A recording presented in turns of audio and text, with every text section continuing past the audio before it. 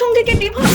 বলিউডের জনপ্রিয় দুই সেলিব্রিটি কে কে জানেন? সত্যিকারের ভালোবাসা যেমন একাধিক হয় না, ঠিক তেমনই সত্যিকারের ঘনিষ্ঠ বন্ধুও একাধিক হওয়ার সুযোগ নেই। এই বিষয়টিকে সহজে বোঝাতেই পশ্চিমা বিশ্বে ইংরেজিতে বেস্ট ফ্রেন্ড শব্দটি সবাই ব্যবহার করেন। আমাদের দেশেও প্রিয় বন্ধুটিকে বোঝাতে আমরা বেস্ট ফ্রেন্ড শব্দ ব্যবহার করে থাকি। কিন্তু আপনি কি জানেন এই বেস্ট ফ্রেন্ডের প্রেমে পড়ে নিজেদের জীবন সঙ্গীকে ডিভোর্স দিয়েছিলেন বলিউডের জনপ্রিয় দুই সেলিব্রিটি? বলিউডের সিনেমাকেও হার মানিয়েছে খ্যাতিমান দম্পতি অনুপম খের এবং কিরণ খেরের প্রেম কাহিনী। তাদের বন্ধুত্বের মোড়কে চলা শুরু হয় পথ চলা। জীবনের বাঁকে বেছে নেন তারা জীবন সঙ্গীকেও, কিন্তু তারপরেই শুরু হয় নাটকীয়তা। গত বছর নিজেদের প্রেম কাহিনী ভক্তদের কাছে মেলে ধরেন তারা। বেস্ট ফ্রেন্ড অনুপমের প্রেমে পড়ে নিজের স্বামীকে ডিভোর্স দেন কিরণ। ছেলেকে কোলে নিয়ে বিয়ের পিঁড়িতে বসেন অভিনেত্রী। অতীতের সাগরে সাঁতার কেটে অনুপম বলেন সুন্দরী কিরণকে তিনি প্রথম দেখেন চণ্ডীগড়ের ডিপার্টমেন্ট অফ ইন্ডিয়ান থিয়েটারে। তাকে দেখে মুগ্ধ হয়েছিলেন অনুপম, কিন্তু প্রেমে পড়েননি। একই সুর ছিল কিরণের জীবনেও। ফার্স্ট পোস্টকে দেওয়া এক সাক্ষাৎকারে কিরণ বলেন,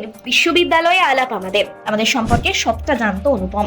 আমিও ওর ব্যাপারে সবকিছুই জানতাম, এমনকি কোনো মেয়েটাকেও পটানোর প্ল্যান করছেও সেটাও জানতাম। আমরা বেস্ট ফ্রেন্ড ছিলাম, কোনো আকর্ষণ গড়ে ওঠেনি।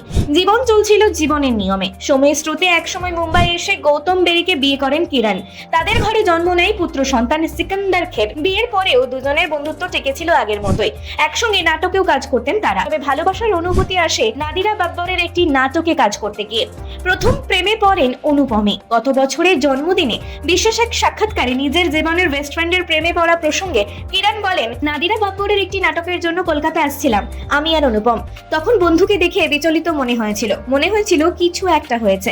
কিরণ আরো বলেন, শুটিং এর ফাঁকে ঘর ছেড়ে বের হওয়ার সময় ও আমার দিকে ফিরে তাকায়। তখন প্রথম অনুভব করলাম কিছু একটা ঘটে গেল আমার জীবনে।